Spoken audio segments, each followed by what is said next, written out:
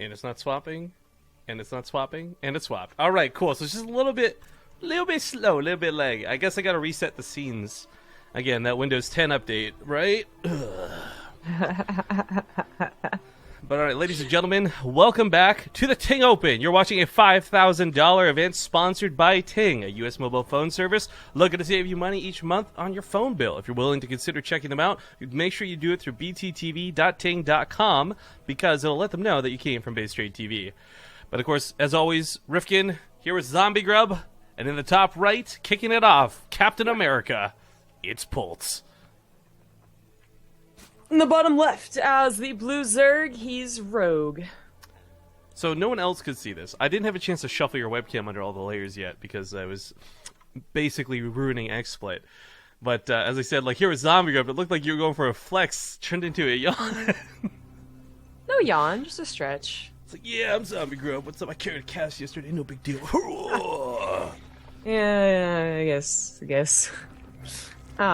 My throat was actually super sore, and it still doesn't feel great right now. It is that, like, stressed out feeling. You're lucky, because Rifkin never shuts the fuck up and lets Zombie Grub speak, right? So you're all good. Clearly. So this is obviously really cool seeing Rogue, guys. Jin Air, Nerd Chills, high-class Korean. I actually consulted another high-class Korean on what his thoughts were of the group today, because I was just kind of chatting with Patience this morning, congratulating him on recent success, and said, what are your thoughts? Who's going to do it? He says Rogue probably, and I think we're all in that same boat. But then he also told me he doesn't think Polt's going to make it out of the group. He thinks Ryung is going to beat everybody else. I can actually see that. So Polt does absolutely beautifully fantastic on his offline tournaments. He's gonna believe that he'll get to the finals, if not actually win the whole damn thing. IEM, for example. Yeah, online it's a little different. Like he's still good, obviously, and he's got to this far, but that's not where his highlight reel usually is. Well, someone's on a stream he has a highlight reel, but you know what I mean. So Ryung's actually been playing really well in this tournament, as well as I think he played in the Alima League once.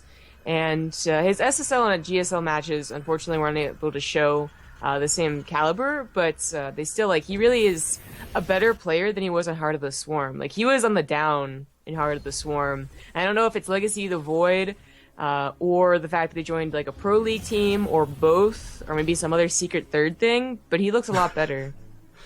So Rogue, actually, funny enough for me, in my mind, you build him up to be this ultimate badass, right? Then he played in Katz's tournament not too long ago, and I believe it was Bly he lost to even. Now, granted, that was TvZ, not CVT. But it just kind of told me, this is a guy who's so good at the game, and he probably is so used to being able to study a lot of his opponents.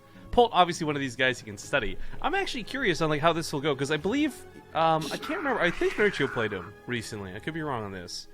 But it's just what I'm getting so excited about. Sorry, as I get ahead of myself before we get into the builds here, is the concept of what is possibly the winners and the losers matches. I'm actually really excited because either combination of the two, I think, are going to give us really better games than the initial matches. To be completely honest.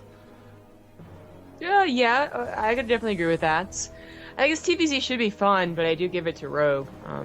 We'll see what the winners and losers will actually end up looking like. So I guess the odd man out, since we haven't talked about him, is that Nurchio guy, or something. Right, Nurchio placed in what was his name as the Group of Death. I mean, I've got a lot of things to say about what I think comes from him, and we'll save that for a little bit, I guess, when we get closer to his match. We got some of the action finally kicking off, and some Hellions do try and sneak their way across the map. Lings die elsewhere. But Polt, first off, revealing that it's Hellions, but secondly, Rogue also showing that he's not having any of that shenanigans. Nope.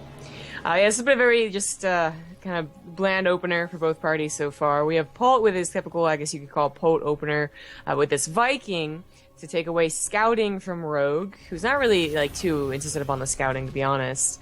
But he is going for something a little different. Everything looks like normal now, especially to Rogue, who hasn't gotten much scouting. He sees Hellions, he sees a Viking, no big deal. Polt probably has a third base coming down right now. But it's actually this in-between macro and two base attack. So we got two barracks instead of just the one, because of course he went for a CC first, so he's utilizing that to create a higher, faster drop without combat shields, just with stim. But it's still getting that third CC at his natural. So before things get underway, Trenton D donated $5 and said, "Welcome back, Rifkin. Zombie Up, you can breathe a sigh of relief. No stressful solo cast today. Thank you for this great tournament. Have a great cast, guys. Good luck. Thanks. Have fun." And then we got a couple people resub, and thank you so much to both the Tuminian and Missing Go 1-5. But the attack does commence on the other side of the map, and Polt, he kept the Hellions aside. I wasn't sure if he was going to go for a sneak attack and try and kill drones and say Rogue come back home, but instead, he's going to catch some of the Ravagers? Yeah, probably driving past them is a smarter choice. Well, But the funny thing is, Hellions aren't too bad versus Ravagers. It's only Roaches they're not so good against. that's true. Great There's start not to this. much Doesn't here, lose a though. single Hellion. There's a double drop going on in Rogue's base, which he was not anticipating. Is again, he didn't actually scout the build. He does actually have some units as they passed an Overlord a couple of seconds ago. So the Lings But- sacrifice themselves to try and do something. Gets a little bit janky on the other side of the map. SCVs get pulled into this. There's the DPS here for certain. He's trying to cancel combat shields, but he's not going to get it. Not the time by the looks of it, but a lot of SCVs start going down. The Ravagers start getting cleaned up. Polt did keep a decent portion of that drop alive, but the walls have been broken, and he's got to repair that tech lab. One depot goes down. Supply block dangerous, and oh no. Is this going to burn? He can actually still save it. No, he can't. No, not 3, anymore. 2, 1. Combat shields denied! Just didn't notice he was microing his Marines on the other side of the field, and that was a very odd engagement swap. Like, they both took damage. Rogue lost a lot of Lings, mostly, and I think a couple of Queens. His drones actually weren't touched, which was surprising. But as Polt's SCVs were. So I think Polt with the third CC is looking better in the macro game, but Rogue isn't done with his aggression yet, and he's going to be going for a Baneling bust now because Roaches didn't work. Yeah, I mean, Rogue... I mean, it's worth noting, guys, we're going to be doing a lot of server hopping and swapping around today. This first server actually favors Rogue in terms of, like, what would be available. So, on the West Coast, this isn't a situation where, like, it's unmicroable. I mean, create a North American general is not too bad, but create a West Coast especially isn't super, super bad. So Rogue is just doing a very decisive, like, I want to get as abusive as I can, brute force it up game one, and maybe shake Polt up a bit. But these Banelings, if the tanks are set up, these Banelings might get sniped off. However, if the tanks aren't sieged up, slow Banelings could have no problem getting up here. But the tanks do siege. There's not a lot of bio to actually hit with those. Lings could probably just run past and go straight for the tanks. Banelings in a bit of an awkward spot. Lots getting popped off, and the tanks do go down to those Lings. But the Banelings don't get that many, if really any connects. Yeah, the connects wasn't so good. I mean, that was probably the best Rogue was going to have with Polt having tanks out in any capacity. Oh, it's on the wall. But, there's going to be enough Hellions. So this is going to be game probably for Rogue, who's just way too down in SCVs. He hasn't done enough damage. GG. All right, game one. Gonna go to Polt. And Terminator hits us up with a donation right here at the end of the game. $5 comes in and says, "I hope your back is feeling okay after carrying the stream yesterday, Zombie Grub. Nerf Zerg." Oh, I heard this joke the other day. Dark humor is like food. Some people just don't get it. I don't. Some people just don't get food. Wow. Okay. It's messed up. For $5 towards nerfing Zerg. And Zombie's back probably is feeling good, guys. Zombie's got like a really strong back. That girl works out. Are you kidding me? Like, I'm scared of her. It's true. People were noticing my triceps or something when I stretched yesterday. Whatever muscle group that is, yeah. Well, I did this. I just don't think my triceps are very impressive, which is why I was confused. It's like on Brooklyn Nine-Nine where he's like working out my delts, and he's like, "Can you point to your delts?" And he's like,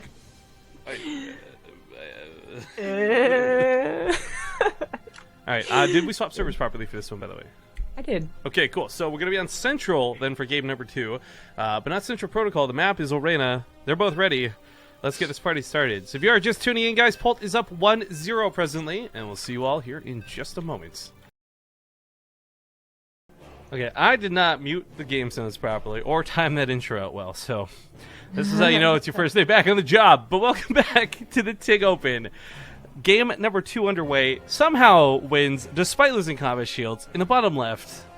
I guess no longer in CM Storm, it's Polt. In the top left as the Red Zerg, he is Rogue.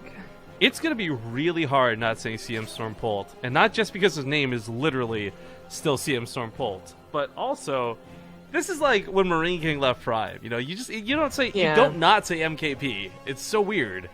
Well, that happened yesterday because Bly still had Acer Bly as his actual name, and then his clan tag was on fire. So I got it right maybe like 80% of the time, but then it would slip in there. I'd be like, on fire, Acer... Oh, shit. Just Bly. Just Bly. All right, so question comes down immediately. We always have to ask on Arena. Is Rogue going to drop queens? What do you think? He's either going to drop queens or going for Roachhorn. Safe answer. I think Roaches. I think Roaches and Ravagers, to be honest. I feel like, not because it's that Rogue could or couldn't pull it off, but Polt is really good against gimmicky play because he does play standards somewhat frequently. In fact, I would argue the better choice would probably be something like Ultralisks. Or, not, sorry, excuse me, back that up. Nidusworms. I don't know why I said Ultralisks. Because Polt does typically do things like Hellions and whatnot. I feel like that was like... It was a Freudian slip, because we all know Ultralisks are the best choice. Like, you just can't get to them easily. It's like you went to a car dealership and your buddy was like a Honda or a Civic, and you're like, Alexis! Ferrari. Yeah. I want a Tesla, please. 3 of them. Okay. So, Polt is going to be going for something that up to a starport, basically, and I think this is going to be for just tank drops, because tank drops are your best ability to defend against things that happen all in arena, such as those roach pushes or Ling queen drops. Both are very helpful. At least that's what anticipates. Getting reactor right now on his barracks. Command center finishing up. This Reaper doing really a pretty decent job here. Now the queens are out, though. Yeah, I mean, it was one Ling down, not devastating, but still. Getting kills as a Reaper nowadays feels like it should not happen. Not against really good Zerg players, at least.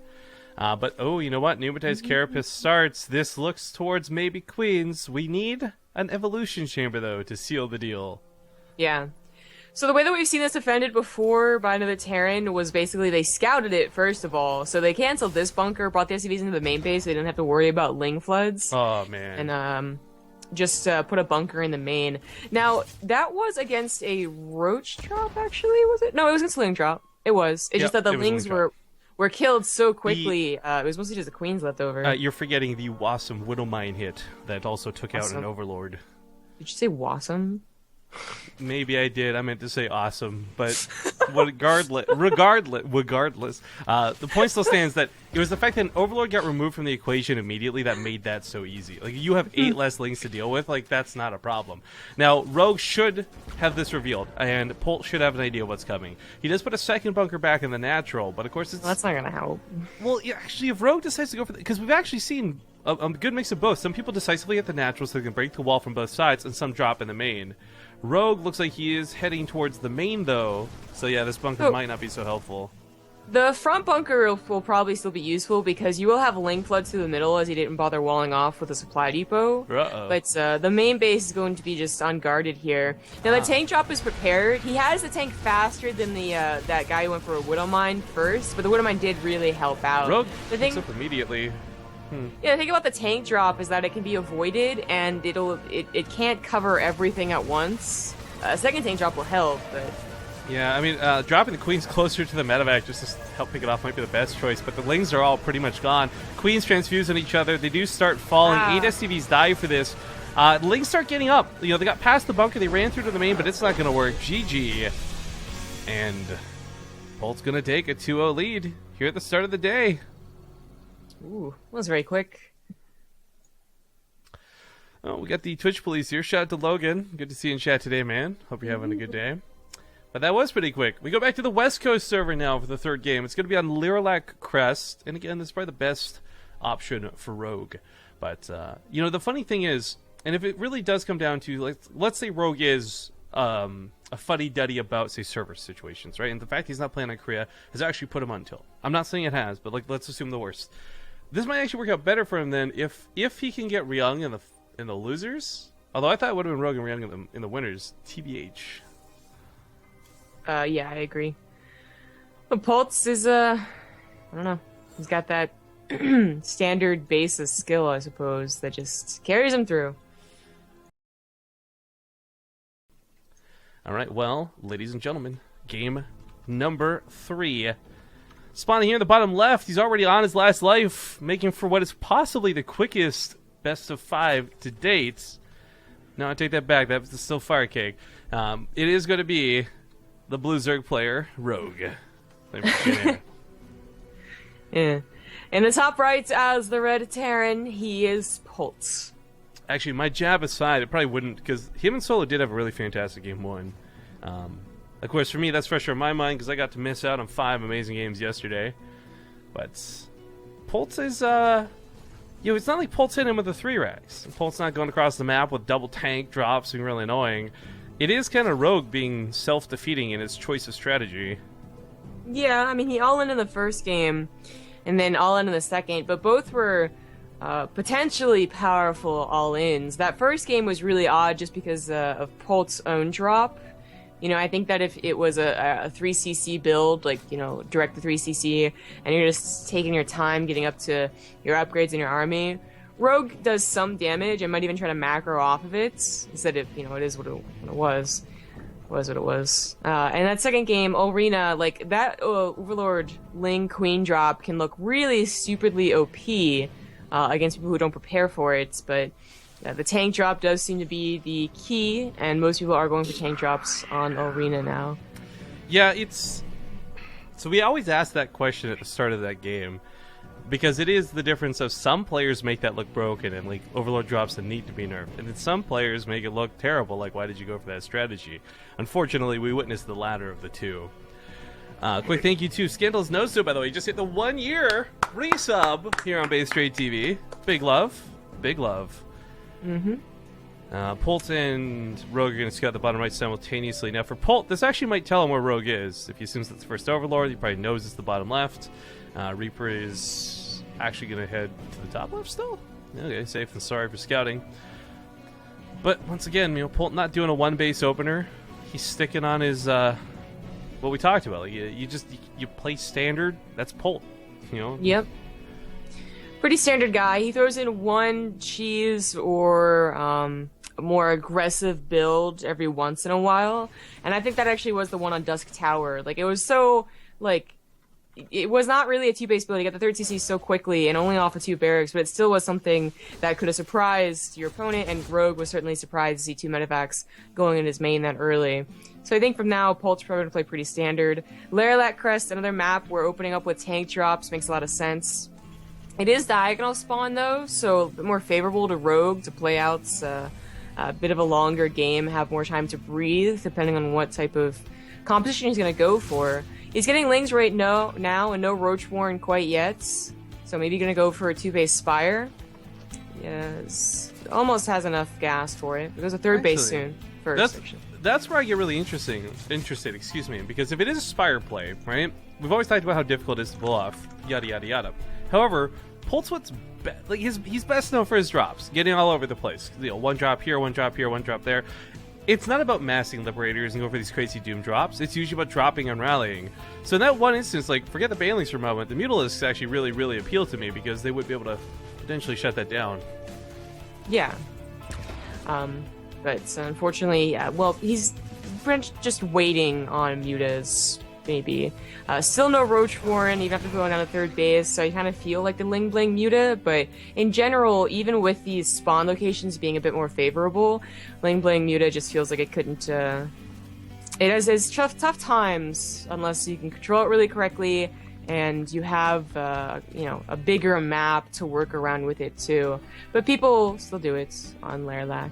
And Rogue is certainly one of these guys that has the control and the, game sense to utilize this correctly. In fact, in Korea, it seems like, you know, it's a lot more often we see Muta Ling Bling than Roach Ravager now. They've all just agreed to go back to Heart of the Swarm.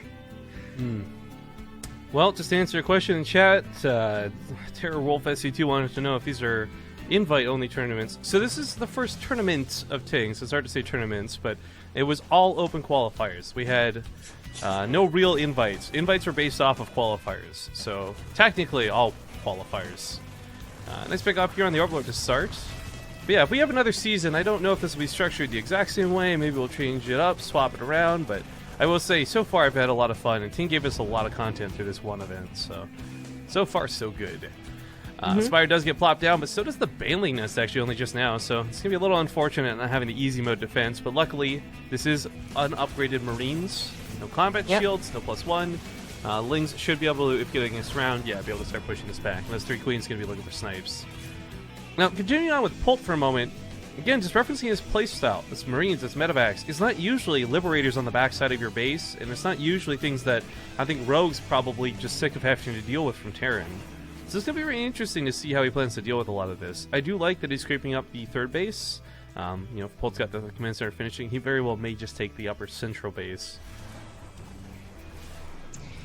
Sees the 3rd CC, and that's going to tell him how much time he has. It's still a while away from Polt's main push, as his stim is only just finishing up. He's got to wait for combat shields, which should line up with that 1-1, and then he'll be ready to push, but only after dealing with the mutas, too, which Spire is just about done.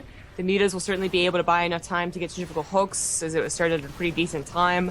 Last night we saw Bly try and just skyrocket up to Hive, and it worked twice. Almost worked a 3rd time, but his Baneling Nest actually wasn't even coming down until he got a Hive, so it was pretty damn late. That's so for Rogue, who is sticking on Mutiling Bling for a while longer. We'll see when he throws down the Infestation Pits. He certainly still is the ultimate goal to get up to Hive and Ultralisk, but if you think that you're doing well in the mid-game, you can certainly stick on the composition, or if you think you're not doing well, as opposed to, like, if you think that there's no way you're going to get to Ultras, or they're going to break you, you can stick on Banelings.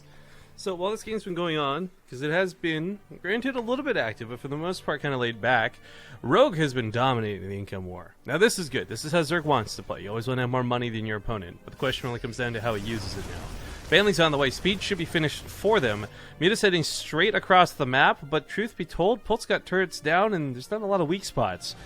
Picking up a tank or two is always nice, but don't get too greedy, Rogue. If he had actually picked up combat shields, that would have been great. But Polt does come back home with his drops, so he's just cleared up creep and backed away. Rogue takes a 4th phase rather securely, and again, he finally has Banelings in play now. The upgrades are a little bit behind, but that's okay, because Polts are not exactly super far ahead. But he does have 1-1 finished up. Combat Shield's about to finish up too. He's pushing out with a very small force. It's actually kind of an odd force. Keeps most of his army back at home and all of his tanks too. These medevacs are spotted, and I guess they're just creep clearing. Even though he should have seen this coming from a mile away, because Rogue was chasing ghosts in the middle of the map, Polt does manage to sneak a drop into that 3rd base. Now it looks like he will clean this up, and that's nice. Catches 2 drops for it, almost the 3rd medevac too, but back at home, he does have to take mining away from his 3rd. Now he's going to back away from this, but he might actually lose the hatchery? The Ling's get on top of this. He should be able to push this back, maybe. A little bit scary. Very, very low though, so another drop in the future might be able to take that down. Woo! Viking's still killing things. Yeah, 3 health, 8 health. What? Yeah, Overlord speed to kick in, but still didn't end up saving that Overlord. This drop does get cleaned up. Nicely placed Banelings right there. And this Viking's still alive. It looks like the mutas were just kind of combing around to be safe. Now, Thor's being made from Polt. This is really interesting to me. He is investing in vehicle weapon upgrades, and this kind of makes sense if you're going to be playing with tanks, so Thor will get more benefit from it. But the thing that I find really strange is we've been seeing just Liberator usage very, very much, and that's because they're a lot cheaper, more mobile, and easier to use for the sake of anti-air than Thor's. But the nice thing about a Thor is you really kind of only need one, and it covers the job of many Liberators. I remember this Polt doing this in his last group, and maybe even IAM. I actually didn't get to catch too many IAM games, but getting the Hellbats and getting the Thors and making a very old school composition that I personally didn't really like. I don't think that Hellbats were very good in Heart of the Swarm, even though you had some people using them as their main splash, very small amount of splash, and it would only work every once in a while, and everything basically agreed that Widow Mines were better. That was impressive from Polt, by the way, getting the double cancels. I don't know if I was both going to die there. So, okay, what do you think here? I mean, the Hellbats and the Blue Flame is weird, but at the same time, I can kind of see this cool. Like, so you cover the Heart of the Swarm aspect of it, but we haven't seen, any legacy usage. Like, Euthermal used to constantly use them over Widow Mines all the time. And that would be like, yes, Euthermal games, you're going to see Hellbats, more Hellbats. And you get to see, how good they were in each aspect of the game. We haven't actually had that.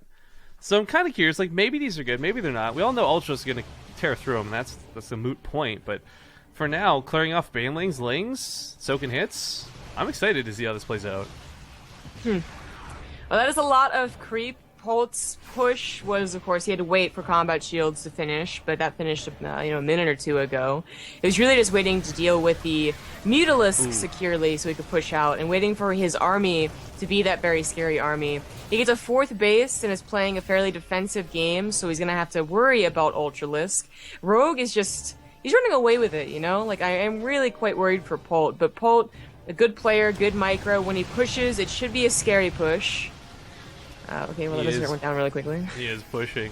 Base here gets surrounded and lifted. The armor gets the level 2 weapon upgrades denied. It's also going to cut into future Thor production, and of course, Marine upgrades. He can't start his 3-3. Going to lose the engineering base. Rogue making sure of that. Banelings gets some fantastic hits on Polt in the middle of the map. Too much action going on all over the place. The Super Champion, Captain America himself, taking some damage all over the place. But as you said, his push should have been scary. However, the Banelings get such good connects. The push is stopped. It's stalled. It's dead in its tracks. It's 2 Thors and 3 Marines.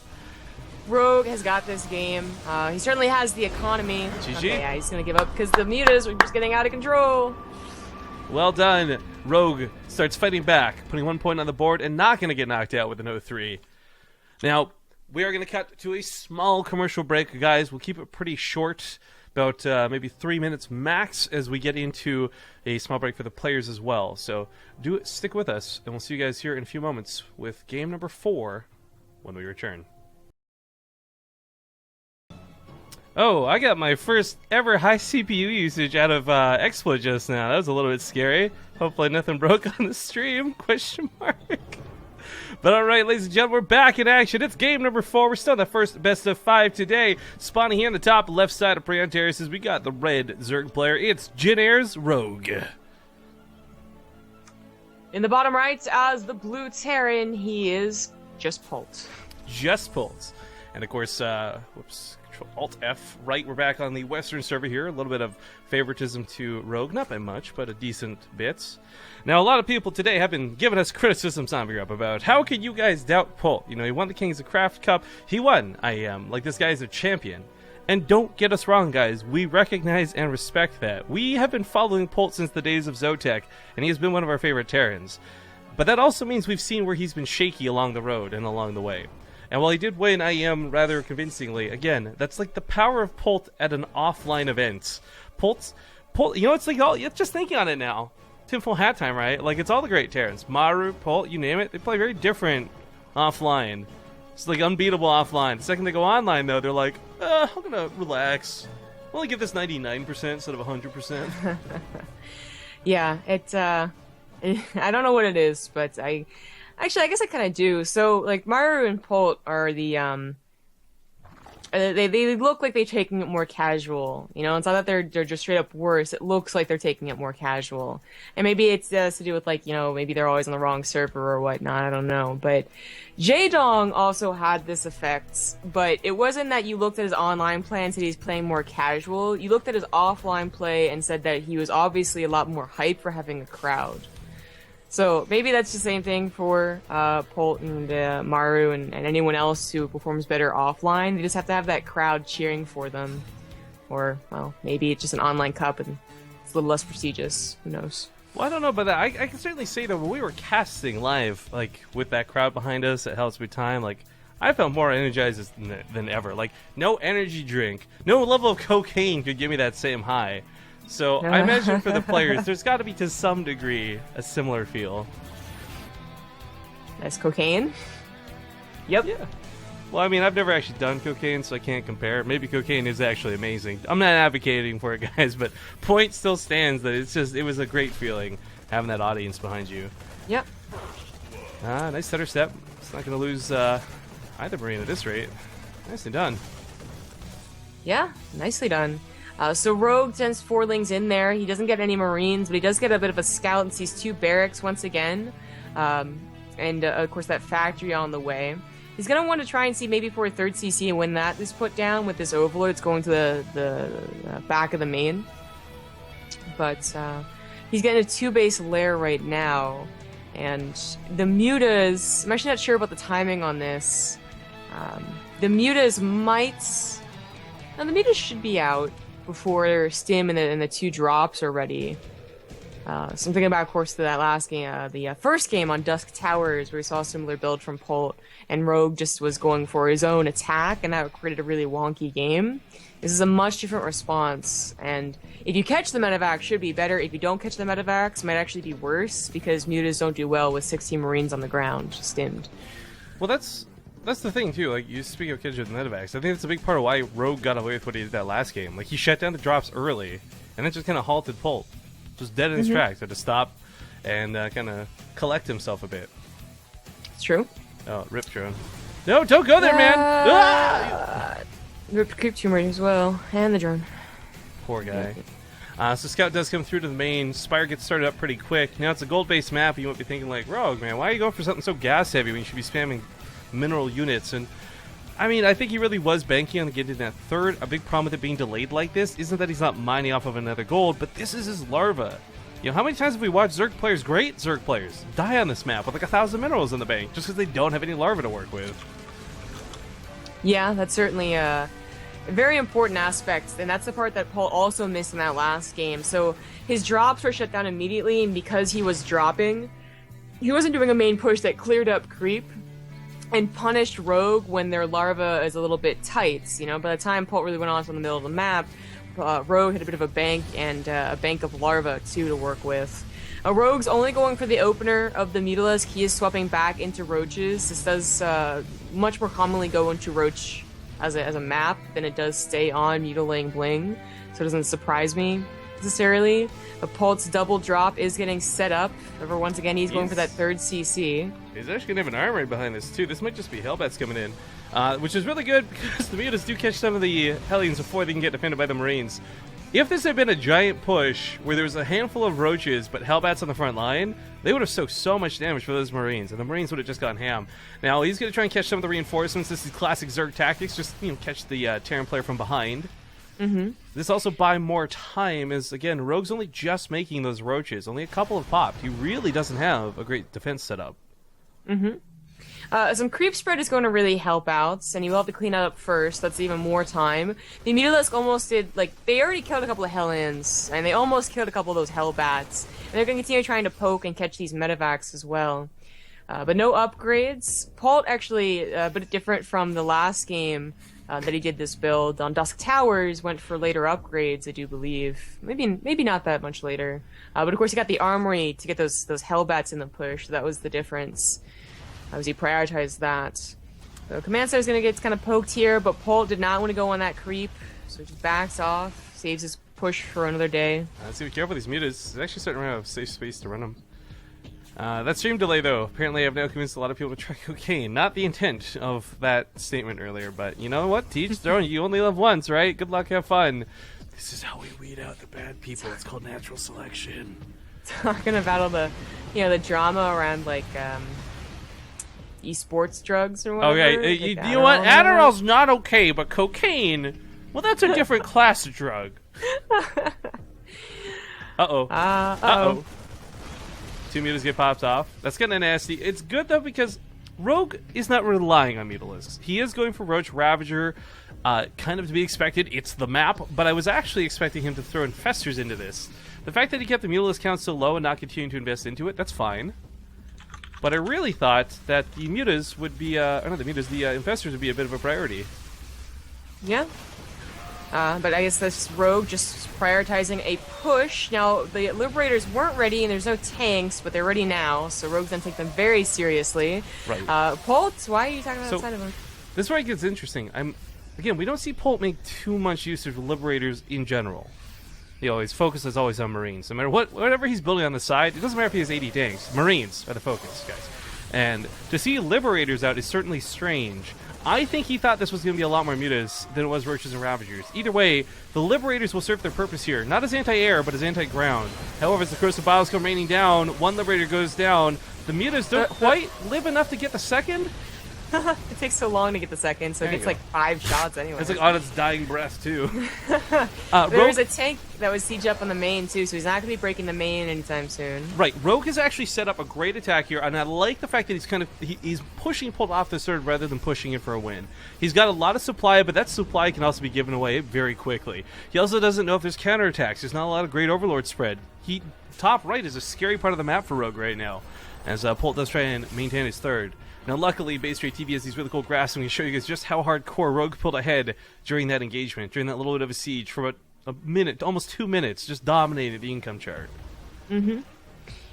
And he's bouncing back from that attack pretty well. He's got upgrades on the way. Still no infestation pits, which is a little surprising after taking a good engagement such as that, trying to get even more ahead. Yeah, Poe will be up on the upgrades soon, but not soon enough. Well, Roaches and Ravagers are very strong things, and the medevacs are not here in time to shuffle all the tanks, so one goes down. Doesn't have high ground vision. That's why Rogue can't continue pushing this, but he can push off this third once again. Of course, the battle's going to hit the command center, some SCVs get picked off, 14 die. Back in the main, there's no defense, though, so Rogue's going to feel a bit of that counter sting. However, this also is just an attack that's not getting cleaned up. Corsair Gear's landing on these tanks are going to be fantastic. Tries to pick them up to save them. One gets saved, the other one gets sniped. Rogue's starting to give away that army, though, and this is the problem. When you start walking into tanks like this, getting way too overconfident, that, what was that, like, double the army supply still in play for Rogue, but it's falling off. Yeah. It was a little scary, but Rogue does pull back, and he deals with a drop as well. They only did a little bit of damage. He's got a 4th base. Burrow and Tunneling Claws is actually on the way as opposed to an infestation pit. So the Infestors would have created the opportunity to go up to a hive. They would have been about that main engagement a lot more. But Tunneling Claws can give you a lot of harassment opportunity. Can certainly get you wins as the Terran just says F it and pushes into hopefully your awaiting Roach Ravager army. Right, so we've actually seen this coming back into play more and more commonly. And so many times, unless a Terran player does have the game sense to put a missile turret down blindly and catch some roaches for free, you're not seeing scans for these. Polt's not going to be looking for these. I think right now, he's probably doing what we're doing and assuming, like, where's the infestation pit, where's the Ultros timing, right? However, with the roaches being the emphasis of this game, this could be cool. Rogue only needs to get about 3 per base. If you get about 3 per mineral line, you'll kill a lot of workers. Oh, that's a lot of overlords going down, though. That's supply blocks, Rogue. Ooh. It does, yeah. Making a lot more overlords now, but we just want to go ahead and get to that max 200 option. A couple of roaches here going to deal well with just Marines, so Polt just picks up. We have Rogue bothering to get metabolic boost, which seems a little funny, so late. 2-1 versus Polt's 2-2, but it won't matter if his army's not in position. SCVs will still go down to these roaches. This isn't even that many roaches. It's actually that kind of sweet amount. If you can get about... Yeah, it's going to be hard to get any here to the actual mining base. Funny enough, Polt's mined out of his naturals. There's not a lot of kills here, but, 3 to the main. SCVs are still stacked. He's looking to deny, maybe pick off a siege tank. So as you just walk up on the ground. Oh. Catches one tank, not bad. Looks for the other.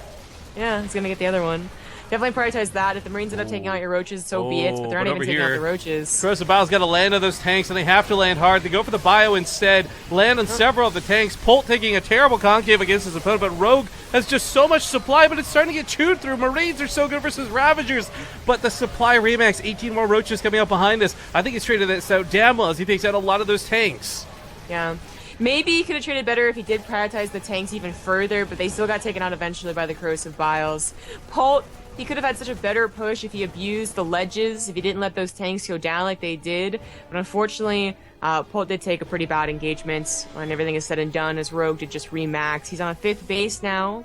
His own 2-2 is finishing up, but actually Polt's 3-3 could really bring him back in this game. But he's still down half the supply, still has Tunneling Claws to deal with. He's building missile turrets now to try and help out with that.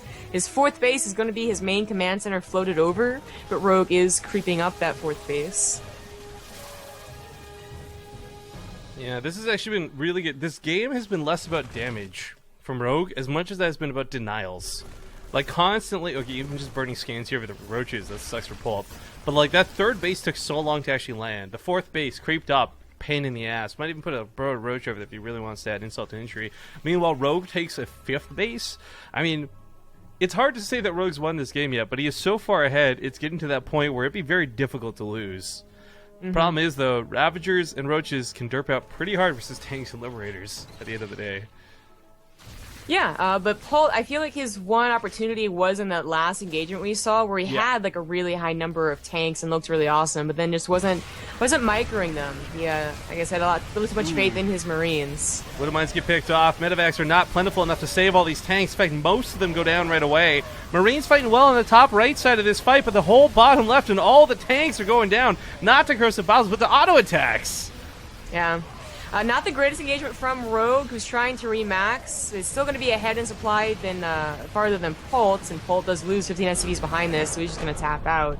GG. Rogue brings it back from being down 0-2 to tying it up now 2-2. Bringing us to... Ace match! Yeah! Woohoo! So ace match in chat if you got it. BaseTradeTV subs.